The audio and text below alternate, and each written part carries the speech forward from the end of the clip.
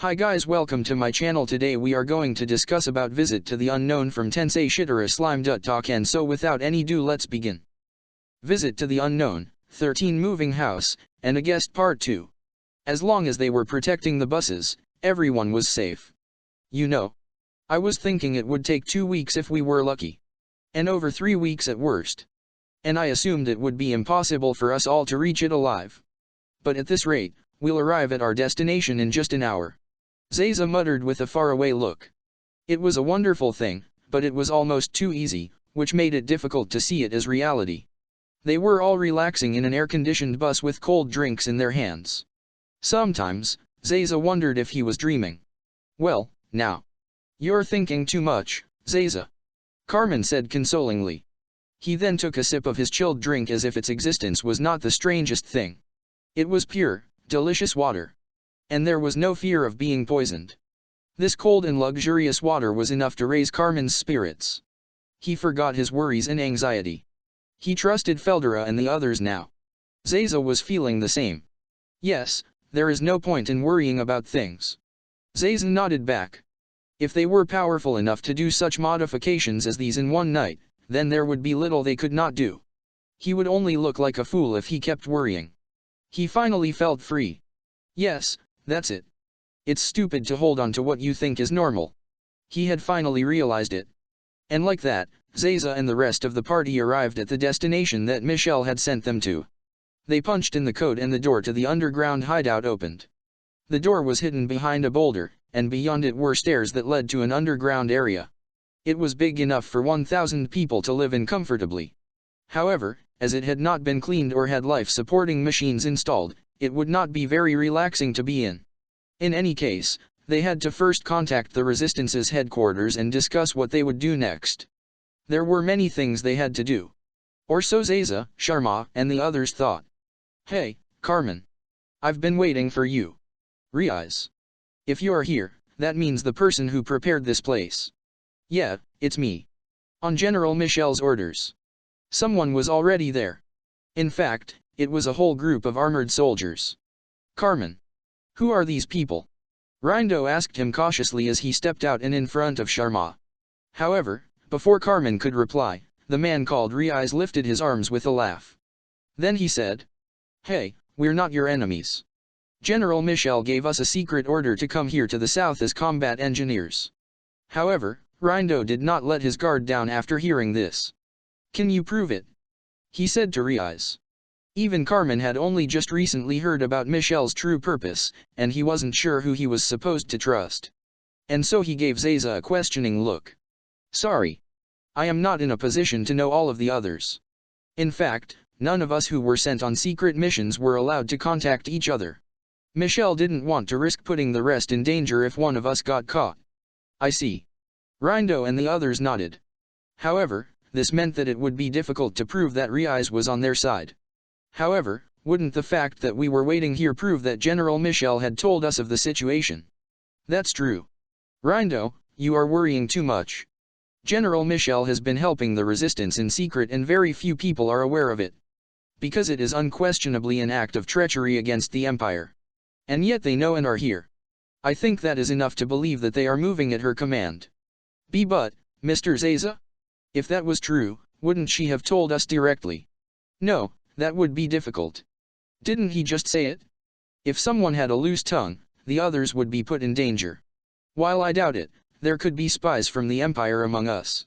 She would be wary of such a possibility. Everyone from the Empire has dog tags implants. Officially, we were purged by General Michel. That's when she destroyed our dog tags. That's right, Rindo. I don't have a dog tag either. That's why I can't enter the city and had to make my scheduled reports outside. It was really inconvenient. It's not possible to prepare a shelter like this without cooperators inside of the city. You must understand how important it is to keep their identity a secret. If you say it like that. Indeed, it would not have been possible for a collaborator on the outside, without access to supplies, to be able to prepare this place. Rindo could understand that. Sorry. I shouldn't have suspected you so much. He apologized. Riaz laughed and forgave him. Well, it's only normal to be cautious. After all, on the surface, Our job is to investigate the area and wipe out any resistance members we encounter. But, well, we're kind of infamous as being the useless guys who often have our supplies stolen while on the move. Riaz said. Everyone could not help but laugh. As Riaz and his men had set up the place, Sharma and the others were able to act quickly. They decided to leave the children with Feldera as they contacted the other leaders of the resistance. And so they went to the room with the communications equipment, along with Zaza and Rindo. We have now arrived in the hideout provided by General Michel, as I said we would in my last report. Sharma said to the other directors.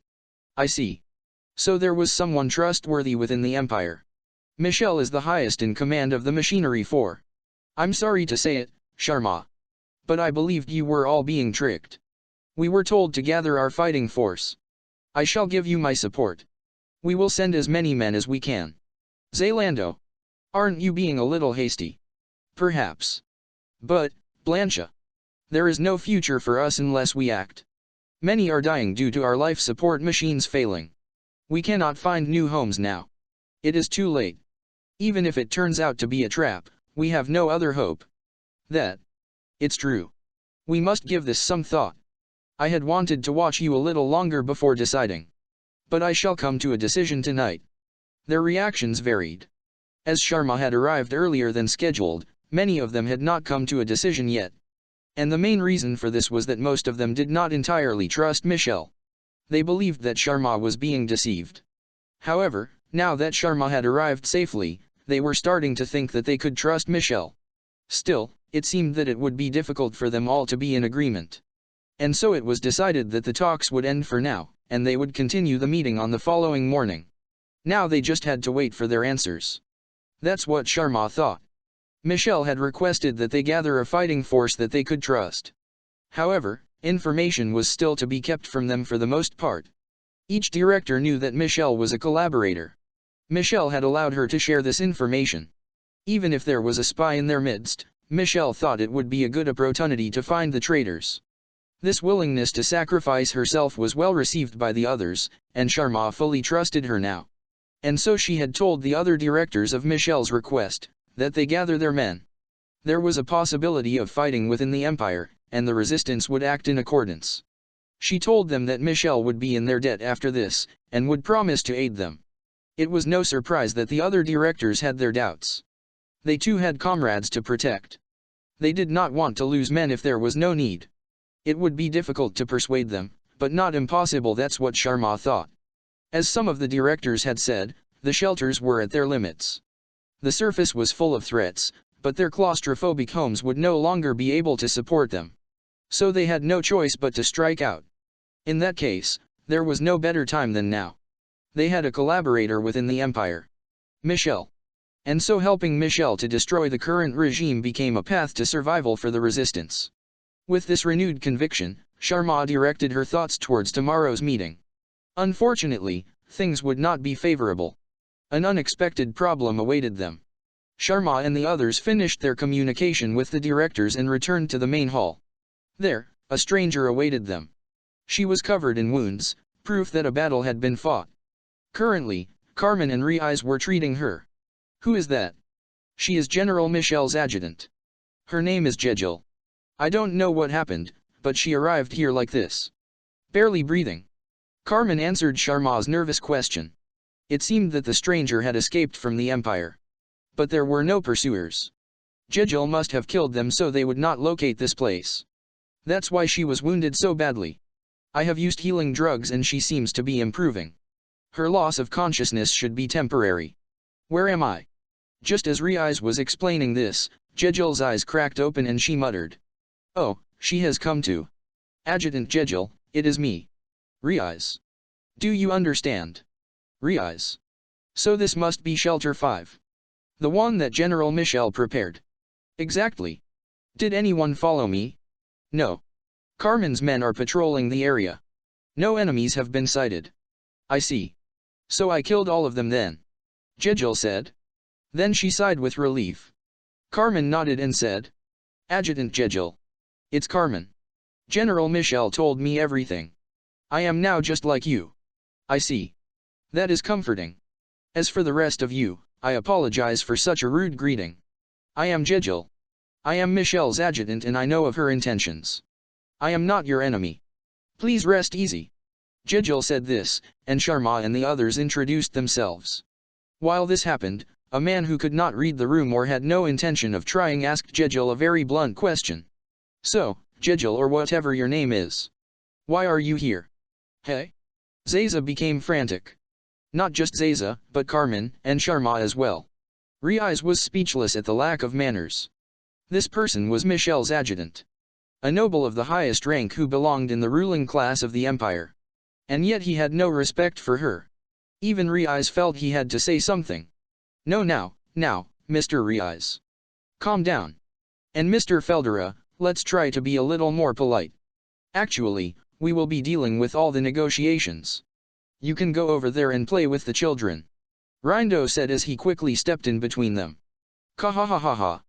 The children are already asleep, thanks to my flawless ability to babysit. Besides, negotiations are very important. You must leave it to me. Don't worry, I won't let things go wrong. That's what we're worried about. Everyone who knew Feldera thought this. However, none of them said it out loud. Ho ho ho ho. We cannot allow Lord Feldera to do something as low as that. Yes, Master. We have a nice room prepared. Why don't you go and have a rest? I hope you are not just trying to get rid of me. Feldera muttered as he started to walk away, but then. That's right. This is no time for talk. General Michelle has been taken. You must help me. Jejil's face went pale as she dropped this unbelievable bomb on them. And so in a flash, the situation suddenly changed for the worse. Thank you for watching. Like, share and subscribe for more content.